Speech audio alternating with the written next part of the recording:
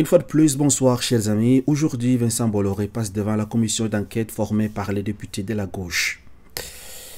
On l'accuse de quoi? C'est ce que nous allons donc découvrir à travers cette vidéo. Vincent Bolloré, propriétaire de plusieurs chaînes de télévision parmi lesquelles CNews, Canal+, et j'en passe. Soutien des Zemmour, n'a rien contre les musulmans. D'ailleurs, j'ai beaucoup d'amis musulmans, déclare Vincent Bolloré. Regardez, j'ai accueilli le roi Mohamed V dans ma propriété. Suivons un peu. Et je vais vous raconter aussi, simplement pour vous donner notre proximité avec le monde musulman. Non seulement j'ai beaucoup d'amis musulmans avec qui je vis en paix et en fraternité, mais figurez-vous que le commandeur des croyants descendant du prophète, Mohamed V, à la fin du milieu des années 50, en France, ne savait pas où aller. Il avait été exilé par votre pays, par notre pays, et il ne savait pas où revenir. Et il est venu chez nous. Et il a habité dans notre propriété de Garches-Vaucresson en novembre 55. Et nous sommes restés extrêmement amis avec cette famille et ce descendant du prophète, puis son fils qui était là, et maintenant, bien sûr, le fils de son fils qui est sur le trône. Donc, c'est pas parce que je suis chrétien que je ne peux pas parler des autres religions. Voilà, donc pour ceux qui doutent ou bien ont des questions sur est-ce que Vincent Bolloré a des problèmes avec les musulmans, selon lui, selon cette vidéo, il n'a aucun problème avec les musulmans. En plus, il a même des amis musulmans et également, il a déjà aidé autrefois par le passé un descendant du prophète. Vincent Bolloré, j'ai eu la chance de naître dans une famille catholique, bretonne, riche et célèbre. Et sur 177 Français ayant débarqué en 1944, deux étaient de ma famille. Pour ceux qui ne savent pas qui est réellement Vincent Bolloré, je vous laisse donc découvrir. Lui-même, il se présente, il explique son parcours. Depuis les années, c'est pas 50, il explique comment il a fait jusqu'à arriver là où il est actuellement. Je réponds évidemment à votre convocation et je comprends qu'il faut que je donne les lignes principales de mon parcours. J'ai eu la chance de naître dans une famille catholique bretonne riche et célèbre. Riche, pas seulement d'argent. Ils fabriquaient le cahier à cigarettes OCB, si vous les aviez bien roulés, ce qui à l'époque était évidemment extraordinairement connu et rentable. Mais aussi riche de tendresse. C'était une famille nombreuse. Et nous étions, et nous sommes toujours d'ailleurs très heureux ensemble. Et ils étaient aussi célèbres parce qu'ils avaient fait une guerre admirable. Et le 6 juin 1944, dont nous allons bientôt fêter le 80e anniversaire du débarquement, sur les 177 Français, puisque le général de Gaulle avait été prévenu que l'avant-veille avait absolument exigé que ce soit des troupes françaises, et on n'avait trouvé que 177 Français qui étaient prévus dans ce débarquement, et 2 étaient de ma famille. J'avais un père résistant, des oncles dans la résistance également à Londres, un oncle à Normandie-Niemen. Et donc, nous étions très heureux. Nous étions sur les terrasses en Bretagne à discuter, écouter les différentes personnes qui parlaient de tout ça. Et donc, j'avais plutôt rien à faire dans ma vie parce que ça n'était que le René, fils de René, qui prenait la tête des papeteries. Et moi, j'étais le 5e fils de Michel, donc je devais ne pas faire grand-chose, mais avoir suffisamment d'argent pour ne pas faire grand-chose. Ce qui sincèrement était tout à fait dans mes cordes. Et donc j'ai passé 10 ans dans la banque tranquillement avec des études convenables jusqu'au doctorat de droit. Et j'étais très heureux. Et puis malheureusement, il a fallu à un moment, devant les difficultés de l'entreprise, que quelqu'un s'y colle, parce que l'entreprise allait mal. Le papier à rouler était remplacé, et leur grande spécialité, qui était le papier carbone, qui servait, vous savez, à dupliquer les documents, qui étaient des papiers noirs. Alors, chers amis, je rappelle que actuellement, Vincent Bolloré est auditionné par ces députés que vous voyez là. On a les Boyards ici, on a... Voilà. Par la commission d'enquête portant sur l'attribution, le contenu et le contrôle des autorisations de services de télévision à caractère national sur la TNT. Donc, c'est de ça qu'il s'agit. On suit la suite de son histoire.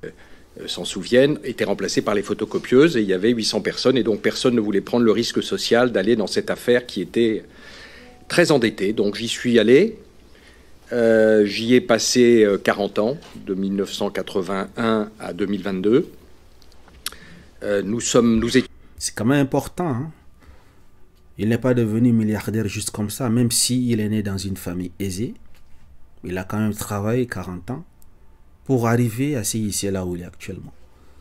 Donc, sacré parcours. On suit la suite de l'histoire. 800, quand je suis parti, nous étions 80 000. Donc, disons que ça a plutôt bien marché. Nous faisons partie des 500 premiers groupes mondiaux. Et grâce à cette période, j'ai contribué ou j'ai pu participer à un certain nombre d'aventures industrielles fortes.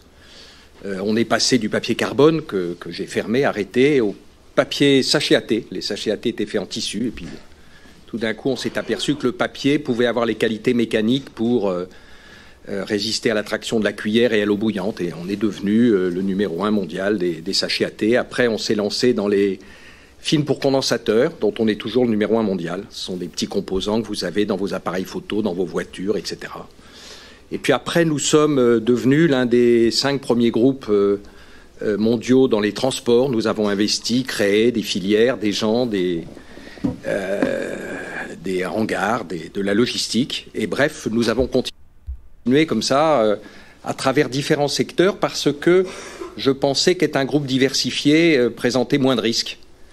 Et qu'en ne mettant pas tous ses œufs dans le même panier, on avait plus de chances de s'en sortir, puisque j'avais été évidemment un peu traumatisé par le contraste entre cette jeunesse très sympathique et agréable et ce moment où tout avait failli basculer. Je rappelle que Vincent Bolloré est un homme d'affaires, propriétaire des médias, mais pas seulement. Également en Afrique, il opère. Vous voyez, les pays que la France a colonisés, parlons de l'Afrique de l'Est, de l'Afrique centrale, on peut dire, généralement, c'est lui qui contrôle tous les ports de ces pays-là. Donc, manutention, tout ce qui concerne le port de ces pays, que ce soit le Togo, la Côte d'Ivoire, le Congo, le Bénin, c'est lui qui contrôle la Guinée, tous ces pays, c'est lui qui contrôle donc les ports dans ces pays. Il n'opère pas uniquement en France, en fait. Et quand Vincent Bolloré révèle que Louis Boyard, Aymeric Caron ou Sophie Binet ont gagné et gagnent de l'argent grâce à lui. Vous savez que les personnes que je viens de citer sont les députés de la gauche. Et Vincent Bolloré, il soutient plus les gens de l'extrême droite. Donc comment se fait-il que ces députés de la gauche gagnent de l'argent grâce à Bolloré, soi-disant leur ennemi? Écoutons. L'autre jour, il y a quelqu'un qui m'a dit « Mais en fait, vous êtes LFI ». Boyard va pas être content. J'ai dit « Mais pourquoi vous dites ça ?» Parce que c'est d'habitude. Le gars, il dit que Boyard ne va pas être content. C'est là que préparez-vous à ce qu'il va annoncer. C'est pas ce qu'on a. Si, monsieur Caron, monsieur Boyard, madame Machin, travaille chez vous, etc. Voilà, donc on peut prendre de tout. Je voyais que le livre de madame Binet de la CGT sortait chez Grasset ce matin, qui est chez moi. Donc, voilà, donc vous pouvez prendre des petits bouts, les coller ensemble et faire un spectacle, enfin une théorie. Mais donc concernant, moi je la connais pas, madame Rima Abdul Malak. Par nature, je respecte tous les ministres de la République, comme tous les députés, et elle a le droit de penser ce qu'elle veut. Mais l'autre jour, mais pourquoi vous dites ça? Parce que donc ces députés de la gauche apparemment gagnent de l'argent grâce à Bolloré, en fait. C'est quand même bizarre, hein? On critique une personne, en même temps on mange chez lui. C'est quand même bizarre. Bolloré bientôt poursuivi pour parjure.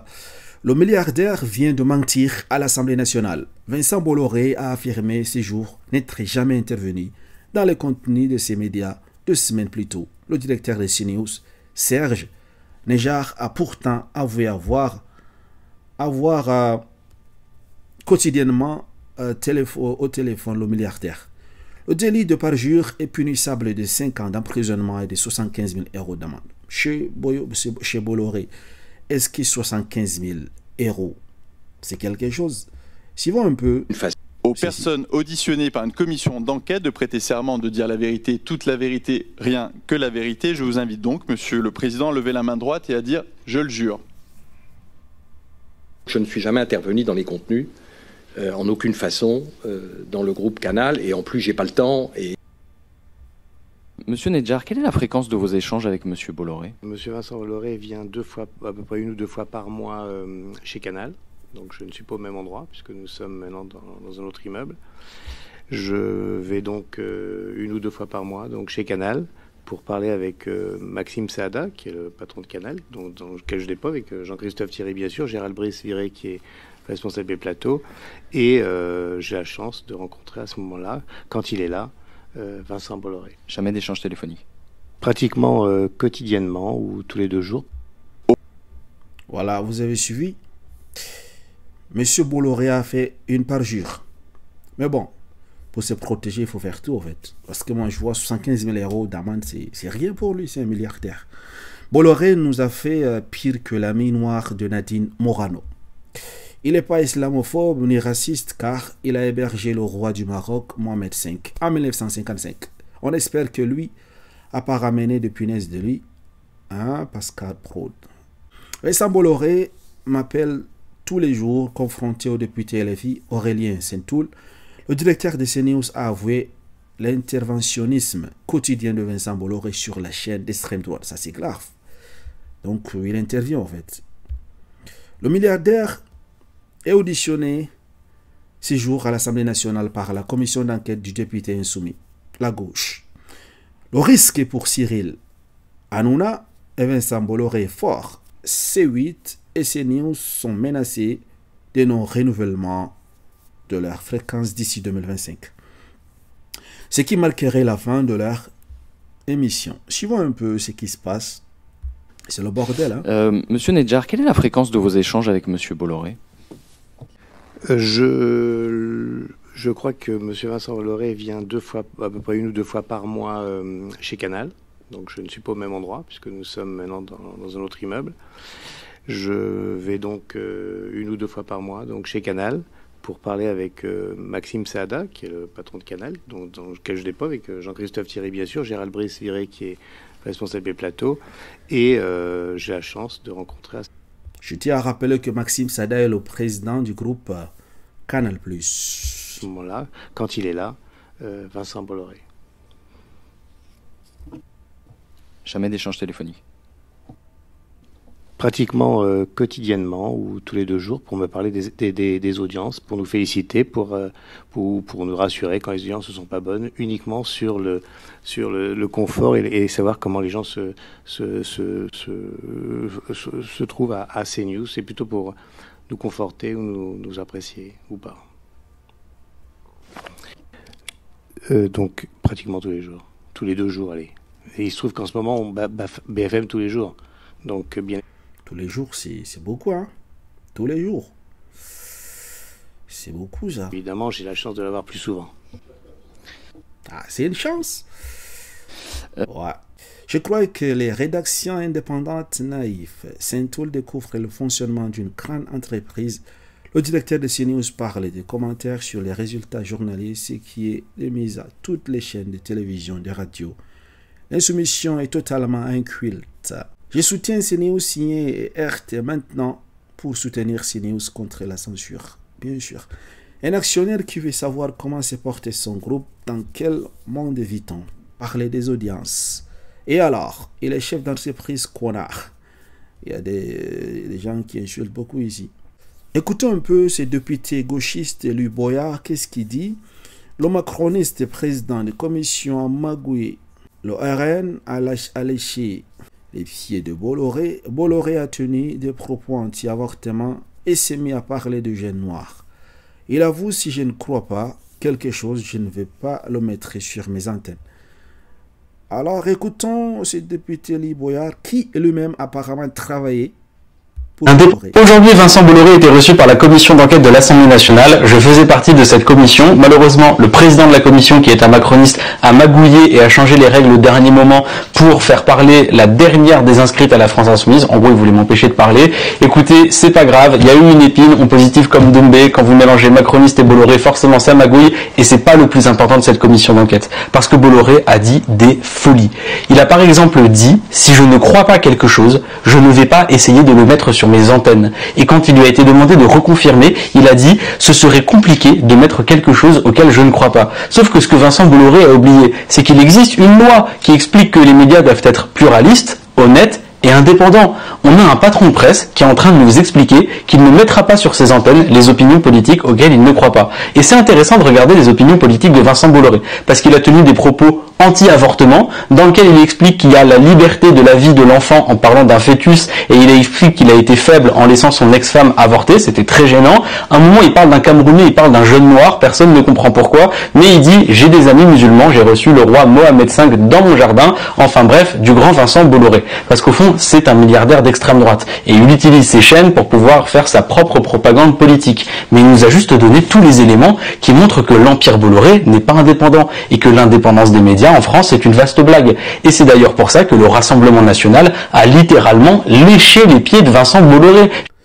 Pour ne pas couper son intervention, je tiens à rappeler que ceci, au moins dans tout ce qu'il a raconté, quelque chose quand même d'important. Nous savons tous que les médias en France, c'est pas indépendant. Donc là, on ne se cache pas au fait. Parce que lorsque vous parlez de certaines choses, vous dites certaines vérités, vous dérangez, il y a la censure qui suit. Donc là, je suis d'accord avec lui. J'avais vu ça et briller tellement ils étaient propres. Donc voilà, cette commission d'enquête, elle aura été pleine de magouilles, pleine de Rassemblement national soumis, mais surtout, on aura obtenu les citations qui nous permettent de prouver tout ce qu'on n'arrête pas de dire. Vincent Bolloré est un milliardaire d'extrême droite qui achète des médias pour faire infuser une ligne politique raciste, misogyne, anti-musulman, anti-immigration, bref, tout ce que la France ne veut pas. Merci pour cette commission d'enquête. Merci Vincent Bolloré pour ce quart d'heure d'honnêteté. Demain, c'est la commission d'enquête avec Cyril Hanouna. Ben lui, il a dit qu'il ne détestait pas les musulmans. Il a des amis musulmans, il a déclaré. Donc, ça serait votre parole contre les paroles de Bolloré. Chers amis, je pense que nous avons assez donc parlé de Bolloré. Je pense que c'est déjà bon. On a essayé de voir un peu tout ce qui se passe à travers dans cette commission d'enquête. Ce qui nous reste à faire, c'est juste de me dire votre avis en commentaire. Que pensez-vous? Est-ce que Vincent Bolloré est coupable de ce qu'on l'accuse? Merci de m'avoir suivi, mesdames et messieurs. Excellente soirée à vous. À très bientôt.